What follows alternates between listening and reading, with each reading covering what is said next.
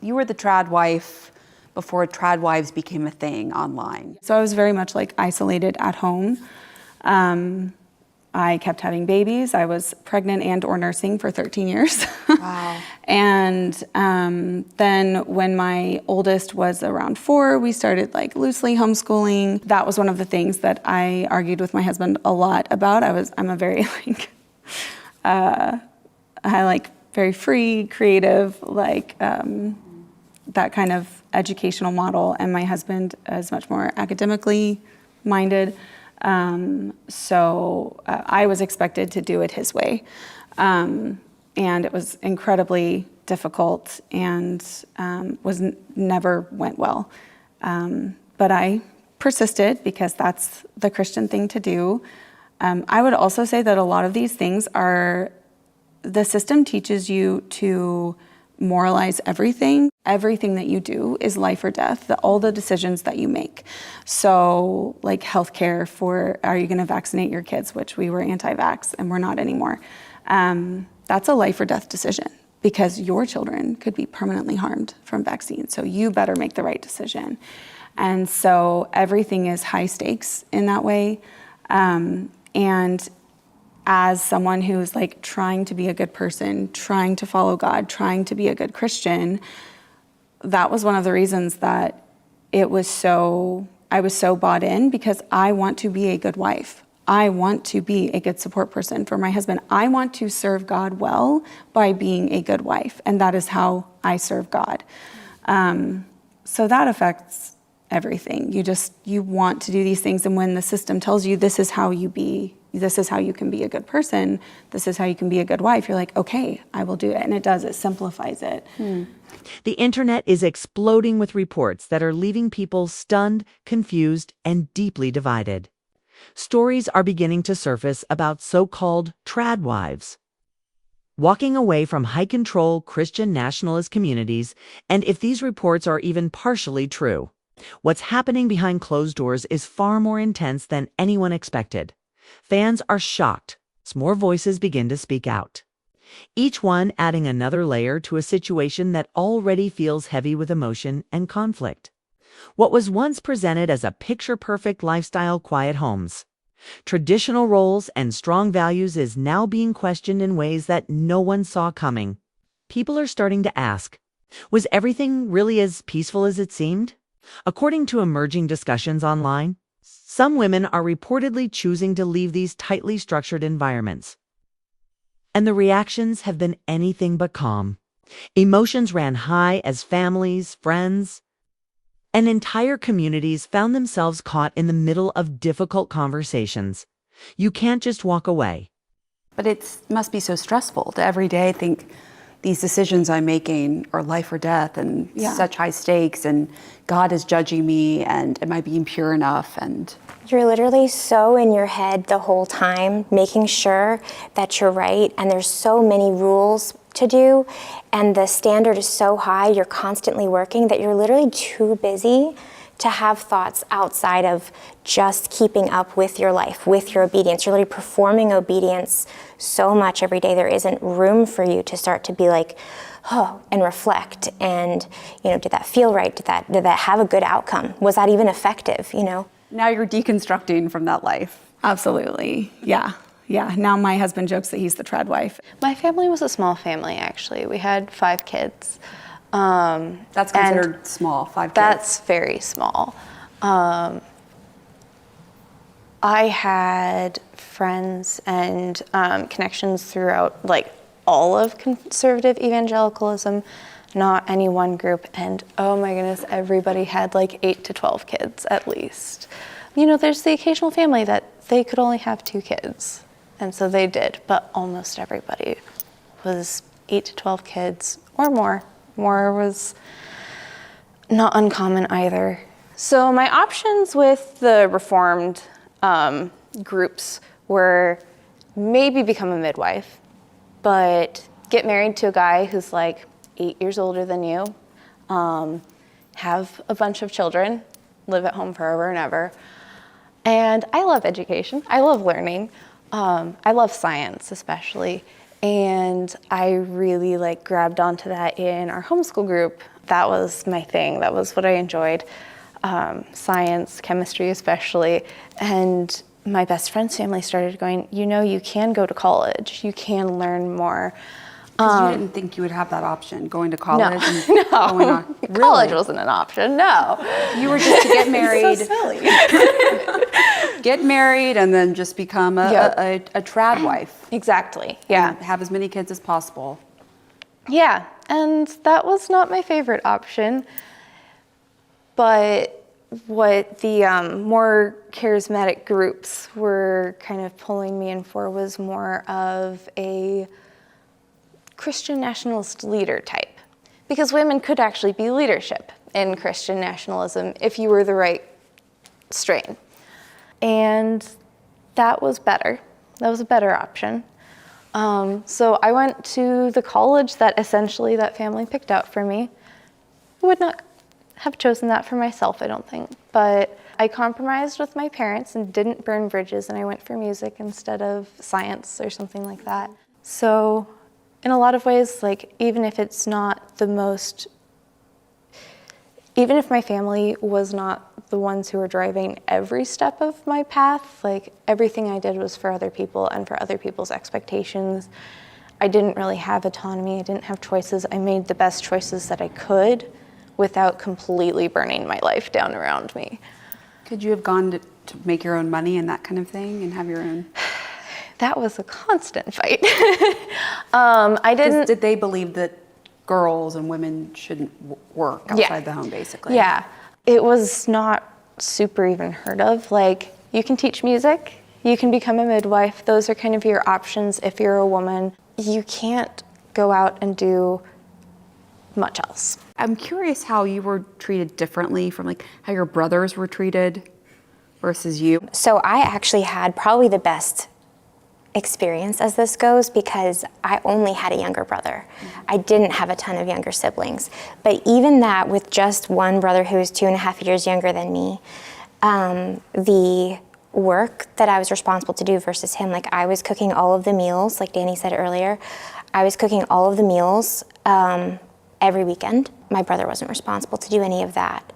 I was working a full-time job all through nannying other people's kids, all through middle school and high school, and I was still being punished for not keeping the house clean enough. Even though I wasn't there, I was literally living at a different house 4 days a week. Boys were supposed to be educated, but girls were supposed to learn to be keepers at home. And so it was not just help your mom, it was actually like perform being a wife now, perform being a housewife now, learn all the skills on the level that you'll need when you are a mother and need to sew your own whole family's wardrobe, make food from scratch. So they were literally going out of their way to find more things for us to do, to find more projects and skills for us to learn. So we were busy and tired. Just in our country as it is right now, girls' access to leisure time, even outside of these circles, is greatly reduced from boys. But in these circles, I've heard you talk about how like the boys would be outside playing for hours and hours when you guys were still inside doing chores. Yeah, my older sisters were waking up with babies at night. How I had the 4 a.m. shift. I was changing diapers when I was 7, 8 years old of younger siblings, feeding them, taking care of them, like. And not just like once in a while for fun. No, like as a general rule. Yeah. Like you being got in trouble trained. if you didn't do it. Yeah, like your who was going to job. watch the baby if you don't take care of the baby? What was the hierarchy in your households? Well, God, Jesus, pastor, elders, Okay. dad, wife, kids. Older brothers. Oh yeah, older brothers. Other brothers It's go true. before the Yeah, there was girls. sibling hierarchy as well. So like the older siblings could discipline, Yeah. aka spank the younger kids. The siblings could punish each other. Like corporal Yeah, punishment. we were told to. I mean, as the oldest kid, I was told to. Like that's how I was told to handle things. I was the black sheep. I wasn't You allowed. have 10, 12, 14 children. You can't possibly keep track of all of them. And so you have to enlist your older children to look out for their younger siblings. It's very isolating. One voice is said to have argued, "Watch me." Another reportedly replied, "End just like that." What may have started as a personal decision quickly turned into something much bigger. Insiders are hinting at emotional confrontations, silent tensions, and moments where everything changed in an instant. The family was left divided, with some supporting the decision to leave, while others saw it as a betrayal of everything they believed in. But here's where it gets even more intense. These reports suggest that the departures didn't happen quietly. There are claims of heated arguments, last-minute confrontations, and unexpected exits that left entire households in shock. Some say it's about freedom. Others insist it's about pressure that outsiders never truly understood. And while nothing has been officially confirmed in full detail, the sheer volume of stories coming out is enough to raise serious questions. What really pushed these women to leave? What was happening behind the scenes that no one talked about? And why is this story suddenly gaining so much attention right now? Because if these reports continue to unfold the way they are, this might just be the beginning of a much bigger conversation. The reports didn't appear all at once. They started quietly, almost like whispers moving through small online spaces where people began sharing their stories in fragments. At first, many dismissed them as isolated experiences. But as more voices joined in, a pattern began to form, one that was difficult to ignore. According to these emerging accounts, life inside these high-control environments was not always as calm and structured as it appeared from the outside. While the public image focused on simplicity, tradition, and devotion, insiders are now suggesting that the reality may have been far more complicated.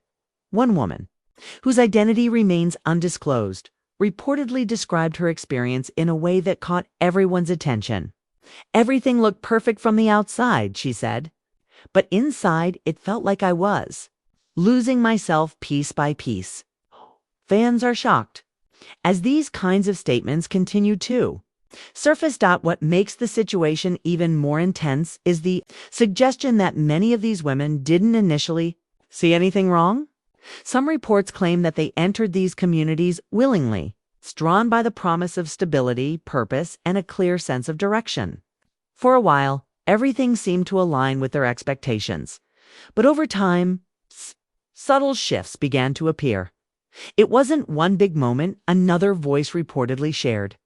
It was small things adding up until I couldn't ignore them anymore. These small things, as they're being described, reportedly included strict expectations about daily routines, limited freedom in decision-making, and an unspoken pressure to conform without question. While some individuals embraced these structures, others began to feel confined by them. Emotions ran high as these realizations started to take shape. Within families, tensions reportedly began quietly. A question here. A hesitation there, nothing dramatic at first, but enough to create discomfort. Loved ones noticed changes in tone, in behavior, in the way conversations unfolded. "Why are you asking so many questions lately?" One partner is said to have asked. "Because I need to understand," came the quiet response. That simple exchange, according to some reports, marked the beginning of deeper conflicts as more women began expressing doubts. The reactions around them varied. Some were met with concern, others with resistance. In certain cases, discussions reportedly turned into arguments. With both sides struggling to be heard, "This is the life we chose," one voice insisted. "But what if it's not the life I want anymore?" Another responded. The family was left divided. In some households, support systems began to fracture. Close friends found themselves caught between loyalty and empathy. Some chose to stand by those questioning their roles, while others felt those questions threatened the foundation of everything they believed in.